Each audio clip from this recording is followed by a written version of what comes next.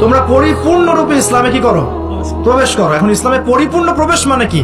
নামাজও পড়বেন, সুদও খাবেন, আর এদিকে রোজাও রাখবেন, ঘুষও খাবেন, এদিকে হজ উমরা করবেন, বোনের সম্পত্তি মেরে খাবেন। এগুলো কি লা ইলাহা ইল্লাল্লাহ শিক্ষা? মনে রাখবেন, লা ইলাহা ইল্লাল্লাহ এর হকপন্থী ওলামায়ে কেরাম যারা, সোহবতে গিয়ে পড়ে দিন শিখবেন ইনশাআল্লাহ। পারবেন না? এটা চেনার জন্য আপনাকে এত কষ্ট করতে হবে না, এত কষ্টের প্রয়োজন নাই। খালি দেখবেন যে কাদের দাওয়াতে বাধা বিপত্তি নেমে আসে আর কাদের আসে না। এতটুকু চোখ কান খোলা রাখলেই বুঝতে পারবেন ইনশাআল্লাহ আযজা ওয়া জাল্লা।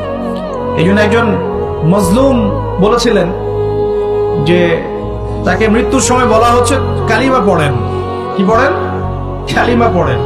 সে বলছে যে আমাকে কোন কালিমা পড়তে বলছে? যে কালিমা তোমরা পড়ছো সেই কালিমা পড়ার পর তোমাদের রুটি রুজির ব্যবস্থা হচ্ছে, আর আমি যে কালিমাটা পড়েছি এই কালিমার জন্য তুমি এসেছো আমার গলায় আজকে ফাঁসির কাষ্ট ঝোলাও। এই হচ্ছে অবস্থা। প্রিয় ভাইরা, দুনিয়ার জীবনটা চূড়ান্ত নয়।